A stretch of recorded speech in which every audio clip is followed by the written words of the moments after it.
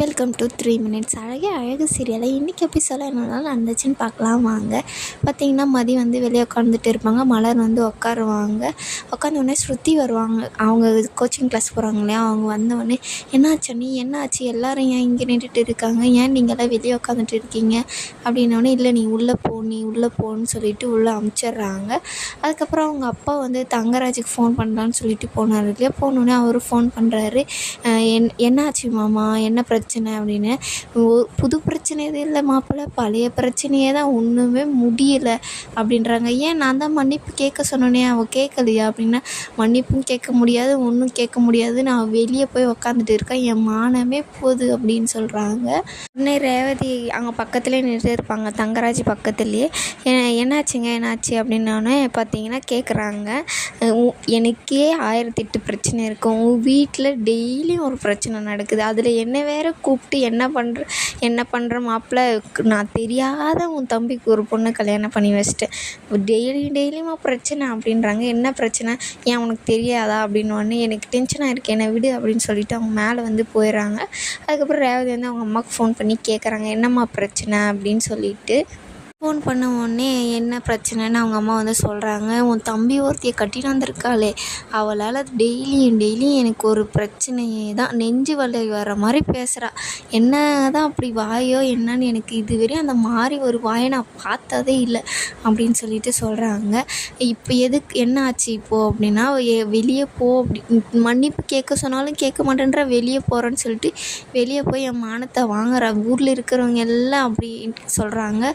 சரி உள்ளே கூப்பிடுங்கம்மா அப்படின்னா, மாப்பிள்ளை அதெல்லாம் மாப்பிள்ளை பார்த்துப்பாரு, நீ ஃபோனை வை அப்படின்னு சொல்லிட்டு ரேவதியை திட்டிட்டு ஃபோனை வச்சிட்றாங்க. அதுக்கப்புறம் பாக்கியராஜ் வந்து மலர் வந்து வெளியே உட்காந்துட்டு இருப்பாங்க இல்லையா, அவங்க அப்பா ஃபோன் பேசிட்டு வந்து மலர் தண்ணி எடுத்துன்னு வா அப்படின்னுவாங்க. தண்ணியை வந்து கொடுத்தவொடனே எங்கே மலர் எங்கே அப்படின்னுவாங்க. மலர் வெளியே உட்காந்துட்டு இருக்குது அப்படின்னோடனே, போய் கூட்டிகிட்டு வா, போய் நீ கூப்பிட்றேன் நான் கூப்பிட்டுமா அப்படின்னு பாக்கியராஜை வந்து கேட்குறாங்க. இல்லைப்பா அங்கேயே இருக்கட்டும் விடுங்க அப்படின்னோடனே, இல்லை வேண்டாம் நான் போய் கூப்பிட்றேன்னு சொல்லிவிட்டு அவங்க அப்பா வந்து பாக்கியராஜோட அப்பா வந்து கூப்பிட்டு உள்ளே வந்து கூட்டின்னு வந்துடுவாங்க மலரை. அதுக்கப்புறம் பார்த்திங்கன்னா தங்கராஜை காமிப்பாங்க. அவர் வந்து மதியோட அப்பா அம்மாவுக்கு ஃபோன் பண்ணுவாங்க. என்னாச்சு சார் என்னாச்சு அப்படின்றாங்க. என்ன சார் பொண்ணை வளர்த்து வச்சுருக்கீங்க, என்ன இப்போ புது பிரச்சனையா அப்படின்னு சொல்லிட்டு கேட்குறாங்க. புது பிரச்சனையா, பழைய பிரச்சனையும் ஒன்றும் முடியல, என்ன தான் சொல்கிறது, நான் மன்னிப்பு கேட்க சொன்னால் அந்த பொண்ணு மன்னிப்பே கேட்கல, எல்லாத்துக்கும் எதிர்த்து பேசுது, என்ன பண்ணுறீங்களோ போய் பண்ணுங்கள், கூட்டிட்டானா வந்துடுங்க அப்படின்ற மாதிரி தங்கராஜ் வந்து சொல்கிறாரு. ஐயோ என்ன ஆச்சோ அப்படின்னு சொல்லிட்டு அவங்க அப்பா அம்மாவும் ரொம்பவே கவலைப்பட்டு அழுறாங்க.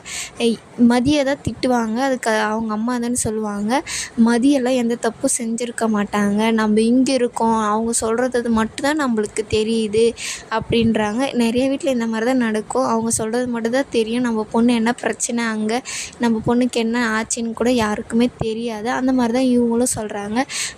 அங்கேவே விட்டுட்டு வர வேணாங்க, 2-3 நாள் நம்ம வீட்டில் வந்து உட்கார கூட்டிகிட்டு வந்துடலாம் அப்படின்னு சொல்லிட்டு போகிறாரு அவங்க அப்பா. மதியை கூட்டிகிட்டு வர பார்த்திங்கன்னா வீட்டுக்கு சுரேஷ் வந்து வந்துடுறாரு. நீ ஒன்றுமே போகலையா, இங்கே தான் இருக்கியா அப்படின்றாங்க சொல்லிவிட்டு உள்ளே வந்து கூட்டிகிட்டு போயிடுறாரு அவங்க அப்பா வந்து. அதுக்கப்புறம் பார்த்திங்கன்னா சுரேஷ் பண்ணுறது எல்லாம் என் தலை எழுத்து, எனக்கு வீட்டில் அக்கம் பக்கம் இருக்கிறவங்களாம் கொல்லப்புறமாக வந்து என்கிட்ட என்ன பிரச்சனைன்னு கேட்குறாங்க, என்ன பண்ணுறதுனே தெரியலையே அப்படின்றாங்க. சுரேஷ் நீ போய் கூப்பிடு அப்படின்னு சொல்லிட்டு பாக்கியராஜ் வந்து சொல்லுவார். எதுக்கு கூப்பிட்டு இன்னும் பிரச்சனை இழுக்கவா, வேண்டவே வேண்டாம் அப்படின்றாங்க. எல்லாருமே வேணவே வேணாம் அவங்க அப்பா அம்மாலாம் சொல்லுவாங்க. மலருக்கு பாக்கியராஜுக்கெல்லாம் மலர் வந்து மதி வந்து உள்ளே தான் வரணும் அப்படின்னு சொல்லிட்டு ஒரு ஆசை இருக்கும். அதுக்குள்ளே அவங்க அப்பா வந்துடுவார். ஆட்டோ சவுண்டு வந்து கேட்கும். உள்ளே வாங்க அப்படின்னு சொல்லிட்டு மதியோட அப்பாவை மட்டும் உள்ளே கூட்டிகிட்டு போயிடுவாங்க. மதி வந்து வெளியவே இருப்பாங்க. என்னங்க புள்ள வளர்த்து வச்சுருக்கீங்க, வந்து சொல்லி அது இதை சொல்லி விட்டுட்டு போனீங்க, இப்போ மறுபடியும் ஒரு மன்னிப்பு கேட்குறதுல அவளுக்கு என்ன பிரச்சனை அப்படின்னு சொல்லிட்டு எல்லாருமே ஒன்று கேட்குவாங்க. அவங்க அப்பாவுக்கு ரொம்பவே கஷ்டமாக இருக்கும். நீங்கள் ஃபஸ்ட்டு அவளை கூட்டிகிட்டு போங்க அப்படின்னு சொல்லிட்டு சொல்லிடுறாங்க. அவரும் வந்து பார்த்திங்கன்னா மதி வா வீட்டுக்கு போகலாம் வா அப்படின்னு சொல்லிட்டு கூப்பிட்றாங்க. அதுக்கப்புறம் பார்த்திங்கன்னா மதி வா நம்ம வீட்டுக்கு போகலாம் அப்படின்னு சொல்லிட்டு அவங்க அப்பா வந்து கூப்பிட்டோடனே மதிக்கு வந்து செமையாக அழுக வர மாதிரி ஆயிரும். அதுக்கப்புறம் ஆட்டோவில் ஏறி போயிடுவாங்க. மதி வந்து நினச்சதவே இப்போ நடந்ததவே பார்த்திங்கன்னா நினச்சிட்டு போயிட்டே இருப்பாங்க. இதோடு இந்த எபிசோடு முடியுது. மறக்காமல் ஒரு லைக் அண்ட் சப்ஸ்கிரைப் பண்ணிடுங்க.